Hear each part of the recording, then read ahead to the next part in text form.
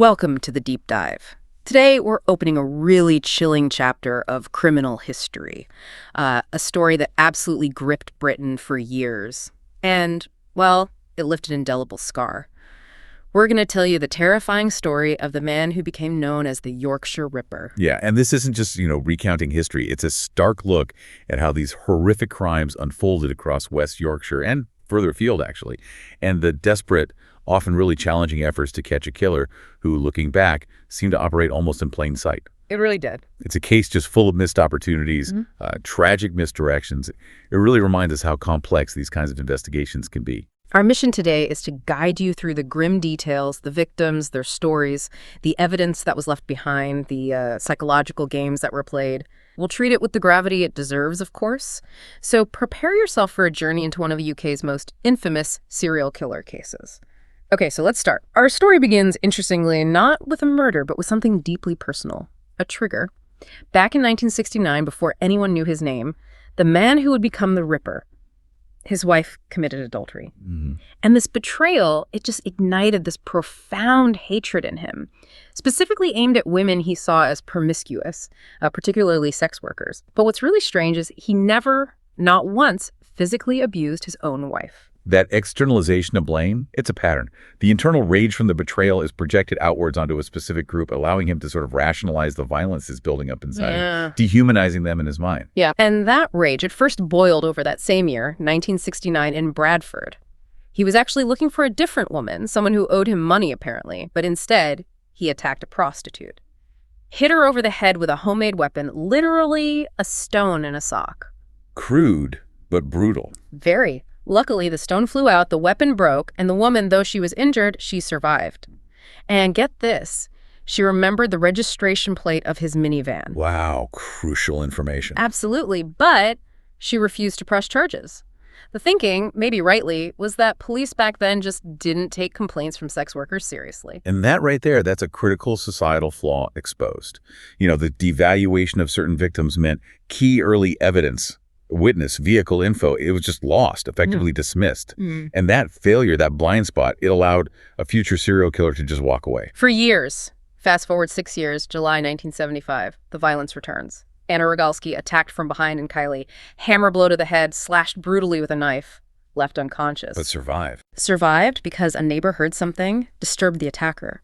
Then, just a month later, Olive smelt in Halifax, only about 15 miles away. The attack. Almost identical, hit on the head, knocked out, slashed with a knife, and again, the attackers interrupted, Olive survives. It's deeply concerning, isn't it? You've got these striking similarities, the method, the weapon types, the proximity, even that earlier 1969 assault, and yet the police didn't immediately link them. No. If they had, maybe the pattern gets recognized much sooner. The whole trajectory could have changed. It was a real missed opportunity early on. Definitely.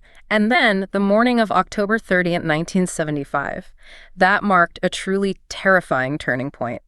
In Leeds, the first body is found. Wilma McCann, 28 years old, a mother of 4, struck twice in the head, stabbed 15 times, neck and torso.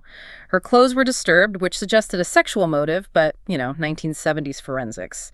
They couldn't definitively say if it was assault or consensual sex beforehand. And the really chilling part, her children had actually gone out looking for her that morning. No, that's heartbreaking. Awful. 3 months later, January 1976, another body in Leeds. Emily Jackson, 42, married, mother of 3, the murder. Strikingly similar to Wilma's, both sex workers, both from Leeds, head injuries, stab wounds. But Emily, she suffered 52 stab wounds, this time inflicted with a screwdriver. Right. And despite that slight difference in weapon, the screwdriver versus maybe a knife, the similarities were just too overwhelming. Police had to link these two. This is really when the public fear starts to build. And crucially, Emily's body provided that first bit of solid physical evidence. The boot print. Exactly. A distinct size 7 men's workman's boot print found near her body, along with other prints in the mud. It gave them their first real tangible clue about the killer, maybe a manual laborer, someone who wears those kinds of boots. And the media, they started calling him Jack the Ripper at first because of the victims, but then refined it to the Yorkshire Ripper to pinpoint the area. And this early idea that he only targeted prostitutes, it led to a really tragic oversight. Police started discounting attacks on women who weren't sex workers, which meant detailed police sketches from survivors like Anna Rogalski and Olive Smelt Women attacked back in 75, they were just overlooked, ignored. And for about a year, the murders seemed to stop, leading the police to think, maybe he stopped. A false sense of security. But he hadn't stopped. No, he was just failing to kill. May 1976, Marcella Claxton, 20 years old. She accepted a lift in Leeds, was savagely attacked, hit repeatedly on the head. She survived, but tragically, she miscarried her 4-month pregnancy. Terrible. And her police sketch of the attacker. It was strikingly similar to the others, but because she wasn't identified by police as a prostitute, her evidence, her sketch, it was dismissed. It's just hard to comprehend. It really shows the danger of confirmation bias in an investigation. Mm. The police had their theory he targets prostitutes, and they unconsciously filtered evidence to fit that theory. So even compelling evidence like these identical sketches from survivors, it gets pushed aside if the victim doesn't fit the preconceived profile. Yep. And this allowed the killer basically a free pass for a year. He kept attacking, kept leaving clues, but because they didn't fit the narrative, he remained unchecked. The terror just kept rolling. February 1977, the third body, found in Leeds. Irene Richardson, 28, mother of 3, a prostitute. And this time the killer seemed to be evolving, almost performing. Her body was deliberately positioned, apparently for maximum shock. Drag marks, her belongings carefully laid out. A signature developing. Exactly. And another clue, distinctive tire tracks. Police did a huge sweep, narrowed it down to 100 car models, 53,000 cars affected. They interviewed 30,000 owners. An enormous undertaking. Huge. And then they had to abandon the lead, just too vast. And it came out later, the timeline was even more packed than they realized. 2 months before Wilma McCann's murder, so back in August 75, a 14-year-old girl, Tracy Brown, was assaulted in Bradford. 14. Yeah. She was the first survivor whose story was eventually linked to the Ripper pattern, the head blows, being knocked unconscious. She survived brain surgery, and she also provided a police sketch, again matching the others. So many misconnections. So many. April 1977, the fourth victim, Patricia Atkinson, 32, a prostitute, found in her flat in Bradford. Her head injuries were horrific. Descriptions said her skull was like a bag of marbles, just shattered. But crucially, a boot print in blood on her bedsheets. Matched the one at Emily Jackson's scene. Exactly. The first indisputable forensic link between 2 of the murders. Finally, something concrete connecting them. Progress, but at a terrible cost. Then just 2 months later, June 77, the 5th victim. And this one sent shockwaves. Jane McDonald, only 16 years old, a shop assistant, found in a Leeds playground. She was not a sex worker. Right, and that shattered the prevailing police theory. Completely. The public terror escalated massively. It suggested his targets weren't specific anymore. It was just women. Less than 2 weeks after Jane's murder, Maureen Long, 42, attacked in Bradford. She only survived because a dog walker happened by and disturbed the attacker. Another near miss for him. Then, still in June 77, the 6th body, Jean Jordan, 20, mother of 2, sex worker, found in a Manchester graveyard. Her body was decomposed, but yielded really unique forensic evidence. Fly eggs in her wound showed her body had been moved. From a shaded area into direct sunlight. Police figured the killer must have returned to the scene, maybe to retrieve something he'd left behind. And then, a week later, her handbag was found nearby. Inside, a brand new 5-pound note. Ah, the 5-pound note. That was a potential game changer. Huge, because new banknotes back then could be traced. Specific serial numbers linked to payroll packets from 35 companies in Yorkshire. So a massive tracing operation began. Massive. Police interviewed 5,000 men who could have received one of those notes, and guess who was on that list? Peter Sutcliffe. Peter Sutcliffe. He was interviewed. But he gave this credible alibi for the night Jean Jordan was murdered, said he was at a housewarming party, even gave 3 guests a lift home. It checked out. Meticulously constructed, and he slipped through the net again. Agonizingly close. They had him right there, connected to a victim via that note, and the alibi just let him walk away. The near misses just keep piling up. December 1977, Marilyn Moore, 25, prostitute in Leeds, survives an attack. She saw his face, give a detailed sketch accurate again. She also thought she identified his car from a lineup, but she picked the wrong one. And because she then started accusing other innocent men, likely out of trauma and confusion, the police unfortunately labeled her an unreliable witness. Her accurate sketch discarded. But the tire tracks found where she was attacked matched the tracks from Irene Richardson's murder scene. Another link ignored. Just layer upon layer of missed signals. It's staggering. Yeah. January 1978, the 7th victim, Helen Ritka, 18, prostitute from Huddersfield, murdered. 3 days later, the 8th victim, Yvonne Pearson, 21, mother of 2, prostitute. Her body wasn't found for 2 months, hidden under a sofa in a scrapyard. Her murder was described as the most brutal yet.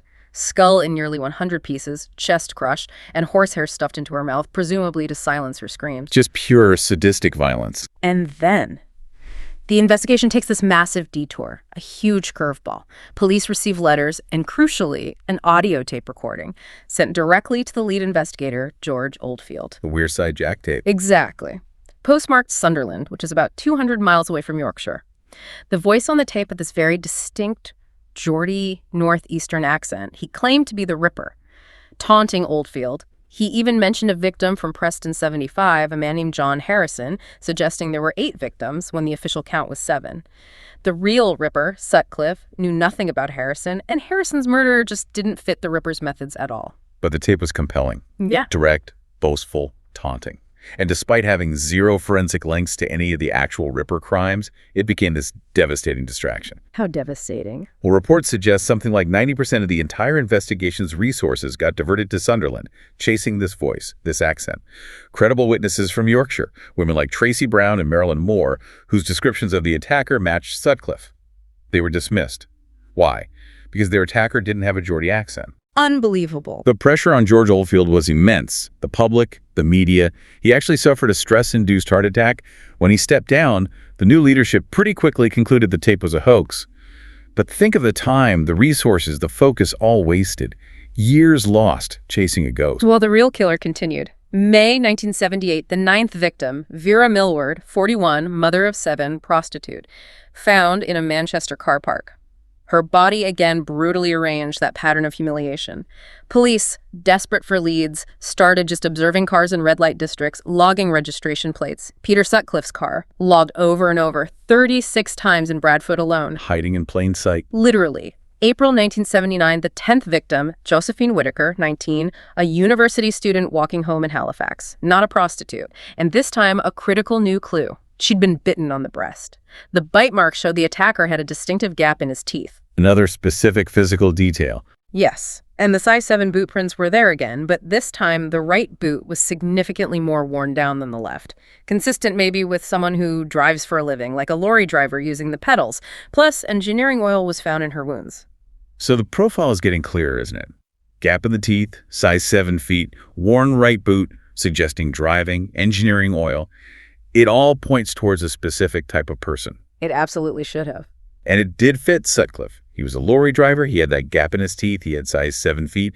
There was even one police officer, PC Andrew Lapsley, who repeatedly flagged Sutcliffe.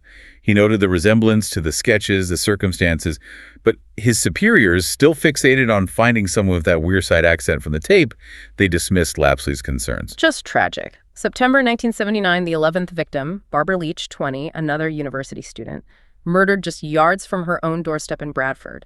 Days after her murder, a phone call comes into Sunderland police, believed to be the hoaxer, Wearside Jack. He says, "Tell him it's a hoax, the tape's a hoax." The admission, finally.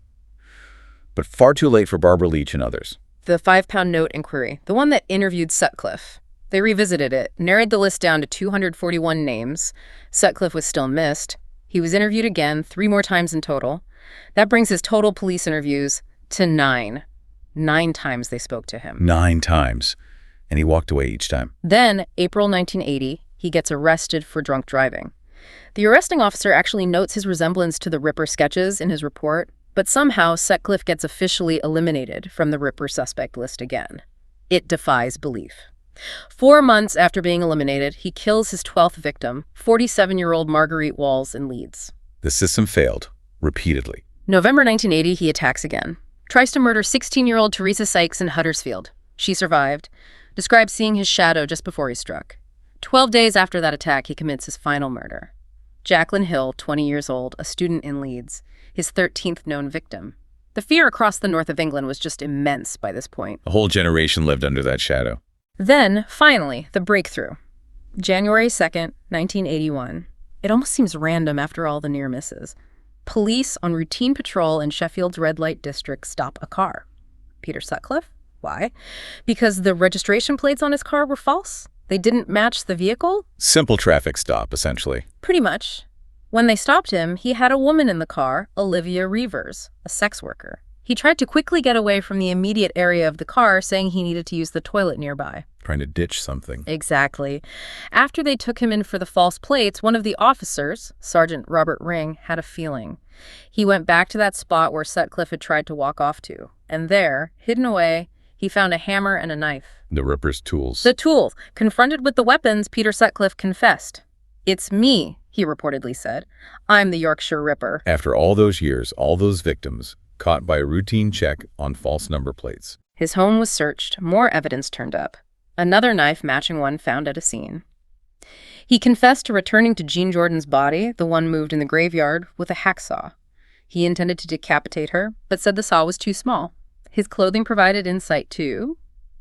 He apparently wore a V-neck jumper upside down sometimes, which would expose his genital area but protect his knees when kneeling over victims, suggesting a clear sexual motivation despite his later denials. But Sutcliffe himself, he claimed his motive wasn't sexual. He told police that God had spoken to him from a headstone in a graveyard and given him a mission. To eradicate prostitutes. Yeah, that explanation, the mission from God, it's a chilling example of how offenders try to rationalize monstrous acts.